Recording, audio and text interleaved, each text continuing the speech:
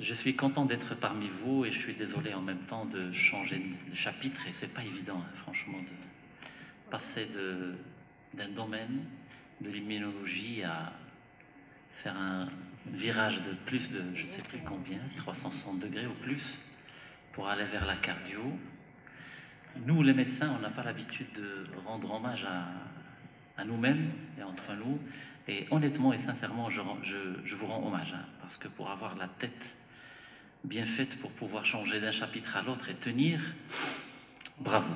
En tout cas, bravo. Moi, pour moi, c'est un domaine que je fais tous les jours, donc finalement, ça devient un truc facile pour moi, mais pouvoir suivre et capter tout ça, c'est quand même, ça demande beaucoup de qualité qu'on retrouve pour l'instant que chez les médecins au Maroc. Ça n'engage que moi ce que je suis en train de dire. Eh bien, donc, on va commencer par, dans les syndromes coronariens aigus, je me suis dit, c'est une thématique quand même sur laquelle on a fait beaucoup de formations continues depuis plusieurs années. Et donc, il serait intéressant de focaliser sur quelques nouveautés sur la question, sans rentrer dans les détails de la pathologie, parce que certainement vous en connaissez une bonne partie. Et donc, je commence par celle-là, en disant que l'affaire est une affaire d'athérosclérose. Et par là même, je vais implicitement faire allusion à toute la polémique qui a eu lieu ces derniers temps, et grâce ou là, à cause du WhatsApp et tout ce que vous voulez, les vidéos qui circulent sur les méfaits, le danger, le je ne sais quoi, des statines, et que tous les médecins, c'est des arnaqueurs et qui veulent absolument prescrire une telle molécule à tout le monde parce qu'ils trouvent profit. Ce que je trouve ni scientifique et même très désolant de la part de ceux qui véhiculent ce genre d'informations. Alors oui, on est en train de parler de la tuberculose, pardon, voilà, vous voyez, je suis déjà contaminé. On parle de l'athérosclérose, et l'athérosclérose, dans sa pathogénèse, il y a forcément une accumulation de lipides, certes à cause d'une dysfonction endothéliale initiale, qui a permis à ces lipoprotéines donc de filtrer, de passer à travers les cellules endothéliales et de s'accumuler dans le sous-intima, mais ça reste une accumulation de lipides. Par la suite, la plaque va évoluer avec beaucoup de phénomènes inflammatoires, des cellules musculaires qui vont migrer vers cette plaque, qui vont former quelque chose de gros au niveau de la paroi, mais qui va progresser en partie, encore une fois, par l'accumulation de lipides. Donc la logique, et je laisserai les critères épidémiologiques, les études, tout ce que vous voulez de côté, mais même la logique veut qu'on puisse contrôler ce paramètre si on veut contrôler cette maladie.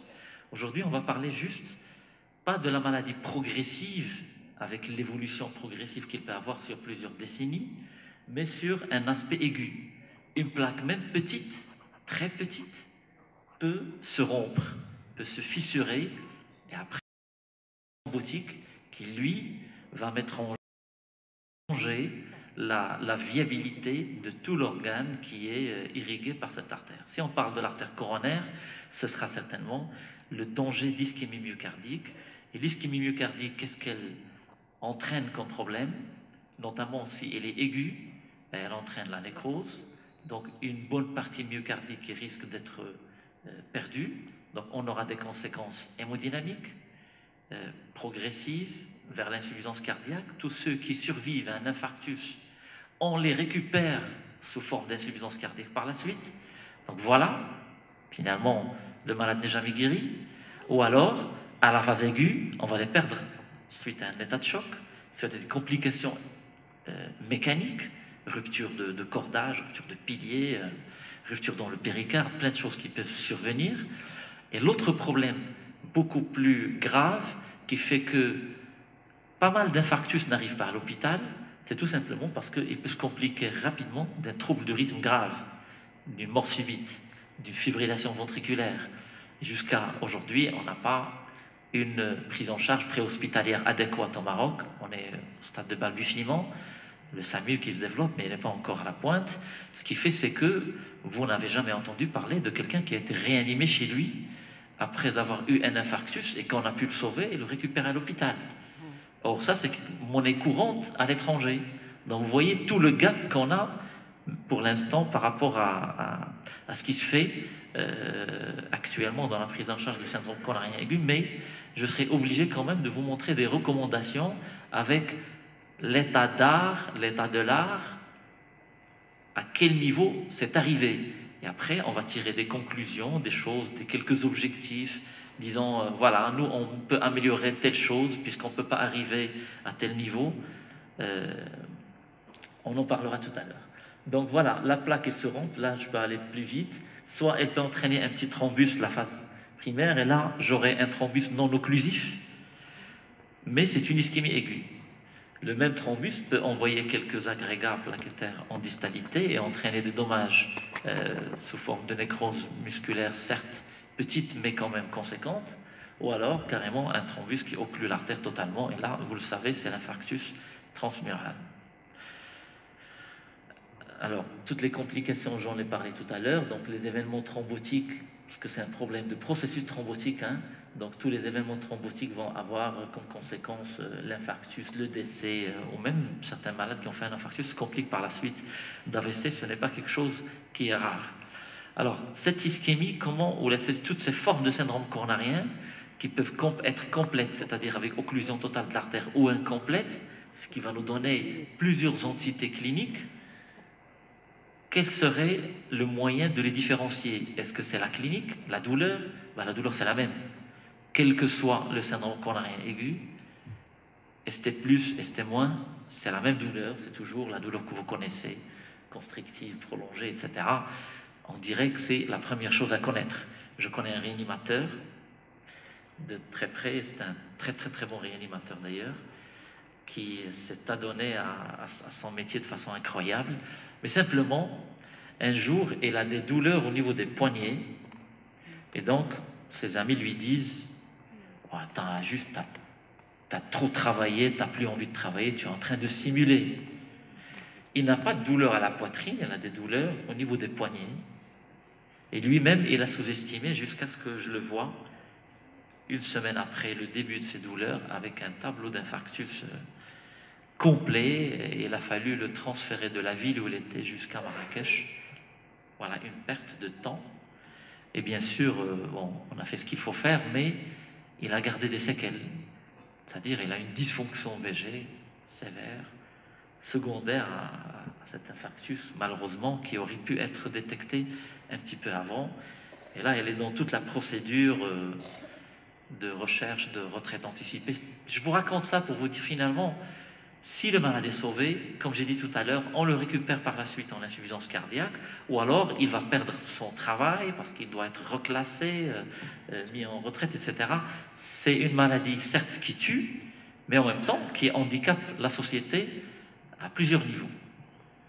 Donc, la douleur, comme j'ai dit, elle peut être atypique. Alors, elle peut être atypique, c'est tout le challenge pour pouvoir la diagnostiquer. Elle peut être typique, et là, on n'est pas pardonné si on ne trouve pas le diagnostic, mais on n'arriverait pas avec la douleur toute seule à retrouver quelle forme de syndrome coronarien. Est venu le CG pour nous dire que quand vous avez un sus-décalage, ça traduit une occlusion de l'artère, et donc c'est la course contre la montre, il faut aller désobstruer l'artère le plus rapidement possible. Très bien, ça on le sait depuis plusieurs années, et on sait que le CG est devenu maintenant fondamental. Ce qu'on va voir tout à l'heure dans les recommandations, c'est qu'on va insister sur le délai d'obtention de cette ECG. Les gens veulent aller plus loin, ils ont mis en place les réseaux de SAMU, ils ont mis en place des salles de cathé un peu partout, et pour optimiser encore la prise en charge de ce genre de malade, ils commencent à exiger un délai maximum pour faire le CG. Mais chérie, oui, il a une douleur, je dois lui faire le CG. Il te dit, dans maximum 10 minutes, je veux que tu fasses le CG et que tu aies le diagnostic. Donc, on est en train de travailler sur les délais. J'espère qu'au Maroc, on va pouvoir nous-mêmes mettre en place des objectifs qui nous permettraient d'évaluer ce qu'on fait dans la prise en charge de cette maladie. Cette séance de formation médicale continue sert bien sûr à partager ensemble ce problème, mais aussi à partager les obstacles qu'on a dans la prise en charge de cette maladie. Il ne suffit pas de prendre en charge un malade ou deux, on est en train de parler de la population entière. Alors, quelques exemples, voilà. Ça, quand on voit ça sur un ECG, franchement, on n'a pas besoin d'être cardiologue. C'est un infarctus qui saute aux yeux. Voilà un autre aspect, mais accompagné d'une onde Q de nécrose. Donc, j'ai pris les images de CG et je l'ai agrandi. Là, vous avez en A plutôt un sous-décalage. En B, le même sous-décalage, mais pas si évident, moins important. Mais c'est en B qu'il faut faire le diagnostic. En A, à la limite, c'est simple, c'est facile. C, vous le voyez, c'est pas facile, surtout si c'est dans des dérivations précordiales où déjà le voltage du QRS est petit et tu cherches un sous-décalage d'1 millimètre ou deux. Ce n'est pas facile à voir. Et donc, ceux qui ont des appareils de CG, par exemple, je vous recommande, quand, dans votre cabinet, quand vous faites le CG pour une douleur thoracique, s'il vous plaît, montez le voltage, doublez l'amplitude. Et j'en ai vu pas mal qui cherchent à poser le diagnostic d'un syndrome coronarien sur le CG, et ils me font sortir un ECG avec un demi-voltage. Un demi-voltage, déjà, il réduit l'amplitude des QRS, ce qui va réduire en même temps, si jamais il y a une modification du segment ST, ça va être réduite davantage, et donc vous ne verrez rien. Vous aurez l'impression que le segment ST est normal. Il n'y a pas de problème. Tous les appareils de CG sont réglés pour que l'amplitude soit multipliée par 2. Je multiplie par 2 et je fais sortir un QRS correct, et donc un agrandissement de l'image. Et là, tu arrives à voir les petites modifications. Il nous embête aussi l'aspect en D, parce que c'est un sous-décalage, oui, mais qui est ascendant. Et tout ce qui est ascendant, c'est pas très typique. Ça, par exemple, on le voit fréquemment quand on fait une épreuve d'effort. Et un malade, quand il fait une épreuve d'effort, il s'accélère, et quand il arrive à une fréquence à 140, 150, 160 battements, forcément, on aura un raccourcissement du segment ST, et donc il a tendance à être ascendant. Ce n'est pas forcément une ischémie myocardique, mais simplement l'effet de la tachycardie. Bon. Il y a des situations difficiles, d'autres qui sont évidentes pour tout le monde, qu'il ne faut pas rater. Les anté négatives, ça c'est une anté typique d'ischémie myocardique, celle-là elle est typique, ça aussi, hein, qu'elle soit par exemple biphasique, et sur plusieurs dérivations, il faut ticker. Voilà maintenant un ECG entier, le diagnostic est écrit en haut, maintenant il faut le trouver. Infarctus inférieur, c'est parce que c'est en D2, il y a un gros sus-décalage, et en même temps en D3, et en dérivation AVF. Si vous voyez un sous-décalage ailleurs, c'est juste des images en miroir. Donc ça, c'est franchement évident. Ça, c'est un exemple d'infarctus antérieur, et on ne voit pas grand-chose, mais on voit un sus-décalage ici, ici. Il commence en V1, de façon discrète, mais en V2 c'est plus important, en V3 c'est encore plus important, et en V4. Donc ça aussi c'est un sus-décalage d'infarctus qui ne rate pas.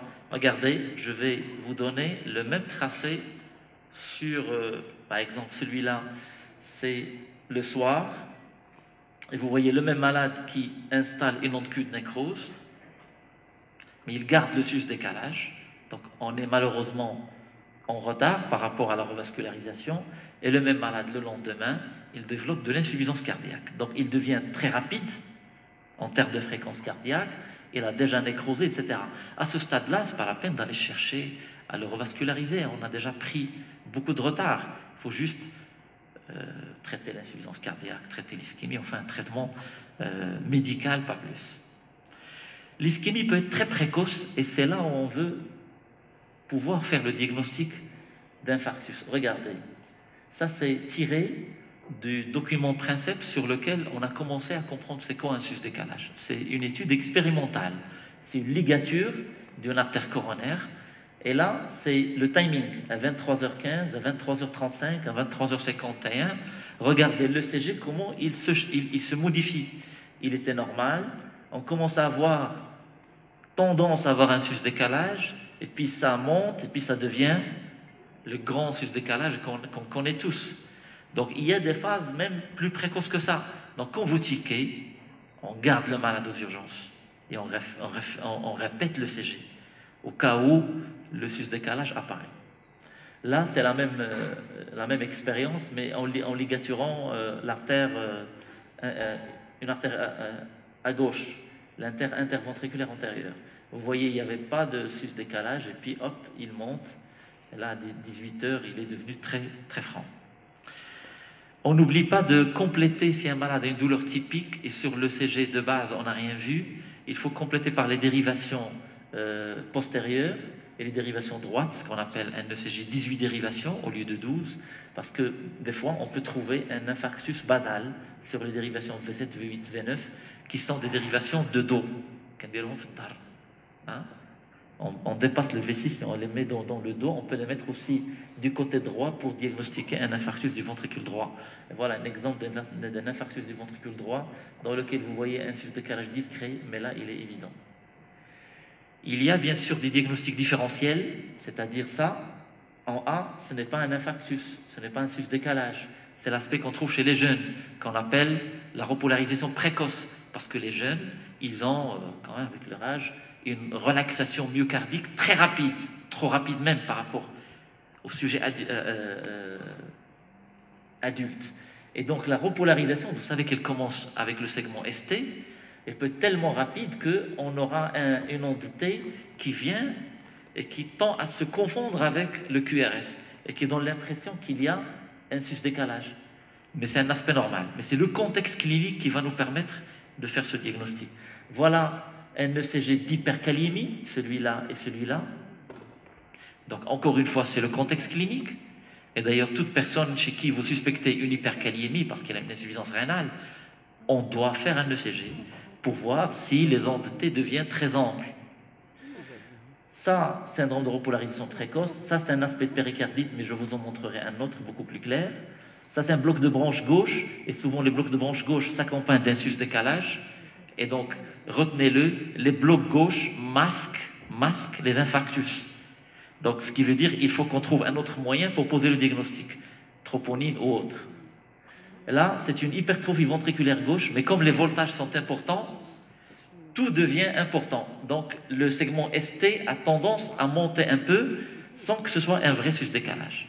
Donc, les choses ne sont pas simples, je vais devoir aller un peu plus vite. Syndrome de repolarisation précoce, ça c'est un infarctus, ça c'est un infarctus, ça c'est un bloc gauche, je ne fais que me répéter, et ça c'est un pacemaker, et le pacemaker modifie le QRS, et lui aussi il peut cacher un infarctus. Est-ce que si le CG est difficile, qu'est-ce qu'on fait? On aura recours aux troponines, allez-y. Les troponines, par rapport aux autres marqueurs biologiques, c'est actuellement ceux qu'on utilise. On a oublié la myoglobine, les azates, alates, etc. sont très tardifs, les CPK aussi, c'est tardif. Donc, vu que les troponines maintenant sont accessibles un peu partout, on les utilise, d'autant plus qu'ils nous permettent un diagnostic rapide et puis aussi rétrospectif, puisque jusqu'à une semaine, on peut avoir toujours des troponines élevées qui traduisent que le malade a fait une ischémie myocardique. Et donc, on propose dans les recommandations de dire, sur la base de la clinique, de l'ECG et de troponine, de faire à la fin une probabilité diagnostique. Si vous avez clinique typique avec un sus-décalage évident, vous n'avez même pas besoin des troponines, vous êtes dans le STEMI, infarctus avec sus-décalage du segment ST. Si maintenant vous avez un arrêt cardiaque récupéré, le malade rapporte qu'il avait une douleur, même si vous n'avez pas de sus-décalage, vous restez dans la probabilité forte et vous restez au moins dans le non-STEMI. Si le malade a une douleur typique avec toutes les radiations qu'il faut, il vous faut quand même un ECG évocateur et des troponines au moins positives. Et là, en fonction du Hodgkin sus-décalage ou pas, vous êtes dans le non-STEMI. Les autres formes où la douleur est juste punctiforme, elle irradie juste au cou, elle est à projection abdominale, restent des situations difficiles dans lesquelles il va falloir avoir un ECG suggestif, des enzymes cardiaques élevées pour que vous puissiez parler d'un syndrome coronarien, ou alors ça va être grand maximum un ango instable ou carrément une douleur d'origine non cardiaque. Alors voilà ce qu'on propose pour les troponines ultrasensibles, le protocole de 0-3 heures, et je ne vous ai pas proposé le protocole de 0-1 heure, parce que je trouve qu'il n'est pas applicable au Maroc. 0-3 heures, c'est déjà pas mal, ça s'appelle la troponine ultrasensible. Elle a l'avantage de nous permettre de raccourcir le délai de prise en charge au malade aux urgences, c'est-à-dire il vient pour une douleur qui remonte à moins de 6 heures, je perds la flèche, voilà. Moins de 6 heures, je lui fais une première troponine et je peux refaire une deuxième dans 3 heures. Si la douleur remonte à plus de 6 heures, je ferai une seule mesure. Cette mesure, elle est négative, je passe par la probabilité clinique, c'est-à-dire le malade n'a plus de douleur, il y a un score qu'on appelle le score de Grace, qu'on utilise toujours dans les syndromes coronariens aigus, qui nous donne une probabilité de la maladie. Il est téléchargeable sur tous les téléphones. Et si ce score est bas, on pense qu'il s'agit d'autre chose. Donc on peut libérer le malade. Par contre, si le troponine est douteux, s'il est élevé, s'il vient de monter à au deuxième dosage, une stratégie invasive s'impose. Moi, je pense que ça, je l'ai dit, je passe. Et puis, il y a des situations où les troponines ne sont pas utiles parce qu'ils nous vont poser des problèmes avec des diagnostics différentiels. J'aimerais bien vous citer quelques diagnostics différentiels pour que vous sachiez que si c'était que les troponines qui vont poser le diagnostic, on n'aurait à la limite pas fait de médecine. On envoie tout le monde faire les troponines et on aura le diagnostic. Malheureusement, ça ne se résout pas comme ça. Et beaucoup de gens demandent d'abord les troponines, ils nous embêtent tout simplement, parce qu'en demandant les troponines, ils nous demandent de les interpréter. Si tu les as demandées, tu dois les interpréter toi-même. C'est à toi de trouver la solution. Mais si je trouve les troponines élevées, ça y est, c'est un syndrome coronarien aigu, j'emballe la famille, je demande au cathétériseur de venir, je ne sais quoi, je fais des choses qui sont... Et on se retrouve, et moi-même, je me suis trouvé devant des malades sur la table, en salle de cathétérisme, pour des troponines élevées, et c'était une dissection de l'aorte. Et Dieu merci, j'avais mis ni héparine ni rien, je suis juste monté, j'ai remarqué que ça ne va pas, j'ai pris l'échographe, j'ai vérifié, c'était une dissection. Mais la clinique importe, la clinique est très importante, et c'était un malade avec troponine élevée. Mais le contexte n'était pas un contexte de syndrome coronarien. Il fallait juste examiner le malade correctement. Je vais fermer cette parenthèse pour ne pas trop surcharger ma présentation parce que j'ai encore des choses à dire. Donc je passe. La myocardite, c'est très fréquente comme situation d'élévation des troponines. Donc l'âge jeune doit vous orienter d'abord à ce diagnostic. Quelqu'un qui a 20 ans, 25 ans, 30 ans, s'il vous plaît, ne dites pas avec des troponines élevées qu'il a un infarctus. Pensez d'abord à la péricardite ou à la myopéricardite. Le diagnostic n'est pas difficile. Il n'est pas difficile du tout. L'embolie pulmonaire. On en a hospitalisé en cardio des tonnes de malades pour syndrome coronarien aigu. Et le lendemain à la visite, qu'est-ce que vous racontez? C'est une embolie pulmonaire. Parce que la clinique n'était pas en faveur. Et on voit sur l'ECG quelques petits signes qui orientent vers l'embolie pulmonaire, mais en tout cas l'ECG n'était pas du tout suggestif de syndrome coronarien, merci. Et à la fin, il fallait juste examiner le mollet du malade, voilà, une petite douleur, on met la sonde, on trouve une thrombose veineuse, on confirme par le scanner. Là, c'est à moi de le tenir, c'est pas grave, je peux le faire. La dissection de l'aorte, j'en ai parlé. L'insuffisance cardiaque peut augmenter. Une cause aussi très fréquente, c'est les bronchites. Les bronchites, les pneumonies. L'insuffisance rénale peut le faire. Les urgences hypertensives. Là, c'est une situation aussi qui peut poser des problèmes. Et puis d'autres. Hein. Vous avez le tableau devant vous. C'est bon, merci. Donc voilà, il faut toujours raisonner avant de demander, s'il vous plaît, les troponines. Et demandez-les dans leur contexte. Et pour que vous puissiez être capable de les interpréter et après poser ou non le diagnostic syndrome coronarien. En tout cas, les patients vraiment chez qui il ne faut pas rater le diagnostic syndrome coronarien aigu, notamment ST-, parce que ST+, à la limite, un simple ECG, vous voyez ce décalage, le problème est réglé et vous l'envoyez. Les ST- qui posent problème parce que vous avez juste une petite onté négative, petit sous-décalage, mais vous n'êtes pas très, très sûr, etc. Ça pose problème et on a envie de faire des troponines. Sachez que les malades qui vont avoir des problèmes, qui vont se compliquer parce que vous n'avez pas fait le diagnostic, c'est ceux-là qu'on appelle les patients à très haut risque. Ceux qui ont déjà une instabilité hémodynamique, vous me dites ça c'est évident. Ceux qui ont de la douleur qui récidive. Vous voyez que l'interrogatoire est très très important. Des fois juste en allant avec le malade doucement, mais surtout sans lui suggérer la réponse, vous le laissez exprimer sa douleur, et surtout s'il vous rapporte une douleur sans circonstances particulières, et là on a eu, mais avec une intensité moindre, durant la journée, il y a quelques jours, etc. Ça devient une forte probabilité clinique. Et là, attention, même avec une petite modification de l'ECG, je n'ai pas envie de le lâcher. Il fait des arythmies. S'il fait un arrêt, c'est encore pire. S'il fait une insuffisance cardiaque aiguë, et vous pensez qu'il est d'origine ischémique, oui. 5 petites minutes, ne vous inquiétez pas. Je vais pouvoir gérer. Alors, là, c'est un diagramme de 2015 qui vous dit quoi? Qui vous dit qu'il faut stratifier le risque et donc effectivement chercher les patients à haut risque. Les patients à haut risque, c'est des patients qui sont âgés, plus de 3 facteurs de risque, qui font de l'angor fréquemment, un angor résistant au traitement médical et qui ont des conditions hémodynamiques ou autres, électriques, etc., qui font d'eux des malades graves. Alors, il n'y a pas que le ST-. Au Maroc, je crois que le ST+ est plus important. Ça, c'est une étude qui a été faite au Maroc en 2013 et qui montre que, et dans d'autres pays qui sont au même niveau socio-économique que le Maroc, on voit que le STEMI, l'infarctus décalage, est beaucoup plus fréquent que le non-STEMI. Donc, ce qui est tout à fait l'inverse chez les Européens, les Américains. Donc, pour nous, vu qu'on ne diagnostique pas les ST-, on a encore beaucoup de ST+, et c'est des malades qui ont un âge moyen de 60 ans et qui ont souvent du diabète, de l'HTA et qui sont avégiques. Voilà, rapidement, ce qui ressort de cette étude. Ces STEMI, d'ailleurs, dont je vais parler dans ma deuxième partie, il vient de voir un renouvellement des recommandations en mois d'août dernier. Et même, on n'a pas encore parlé de ça dans les congrès de cardio. Donc c'est encore tout frais, ces diapos. Qu'est-ce qu'ils vous disent? On a prolongé le diagnostic d'infarctus à la phase aiguë jusqu'à 12 heures. Vous vous rappelez, on vous a dit 6 heures. On vous donne le droit d'aller jusqu'à 12 heures. Jusqu'à 12 heures, on peut proposer le malade à une angioplastie. On peut faire vite. Et à côté, qu'est-ce que vous voyez? Un gros ballon, ce qui veut dire le malade est envoyé en salle de cathé, une seringue qui reflète la thrombolyse. Et la seringue, après 3 heures, elle est plus petite que le ballon, ce qui veut dire que préférentiellement, après 3 heures, quand on envoie le malade en salle de cathé.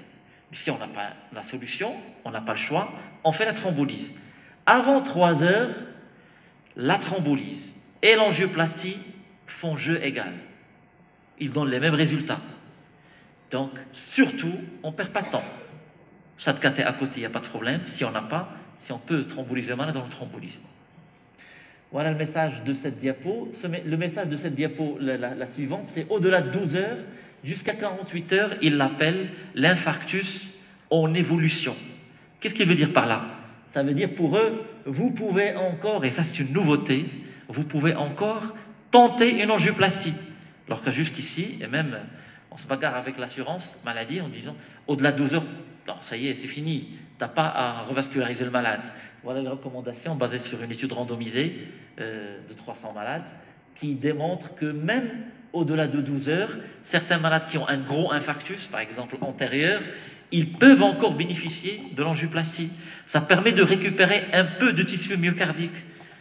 Au-delà de 48 heures, il est contre-indiqué de faire une angioplastie.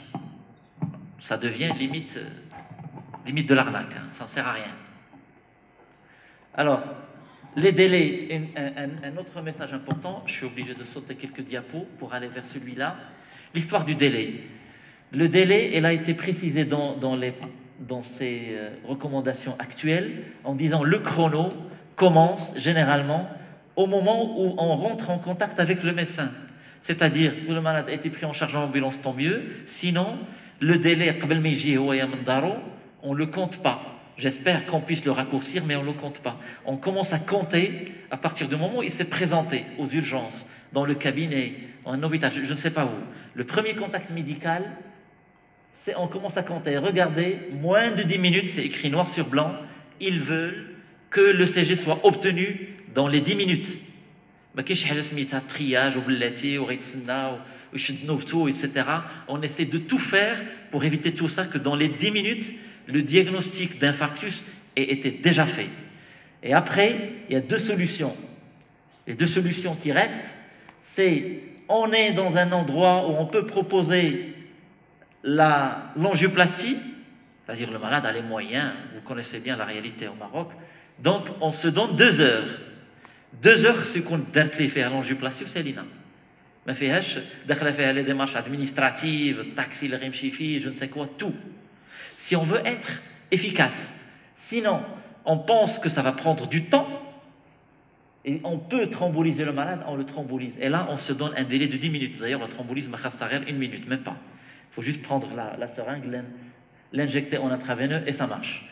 Sinon, si on a la chance d'être dans un hôpital où il y a la salle de cathé, on propose de faire tout ça dans 60 minutes. Voilà le raccourcissement des délais qu'il y a eu actuellement dans les recommandations.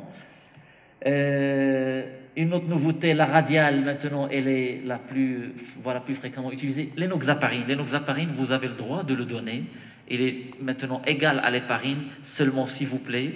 Si vous suspectez un syndrome coronarien, vous donnez à un malade l'aspirine, du Plavix, et vous voulez encore faire mieux, et vous donnez de l'enoxaparine, donnez-la en IV. Sinon, parce que c'est très embêtant de voir un malade avoir reçu de l'HBPM en sous-cutané et qui va agir quelques heures, et en salle de cathé, on veut travailler dans un milieu qui est, où le malade est déjà bien anticoagulé, en HBP, en sous-cutané, on ne sait pas combien qu'il faut qu'on rajoute en IV, ou on la donne en intraveineux et elle agit immédiatement, ou on ne la donne pas, on donne du Plavix et de l'aspirine, et point, et on l'envoie.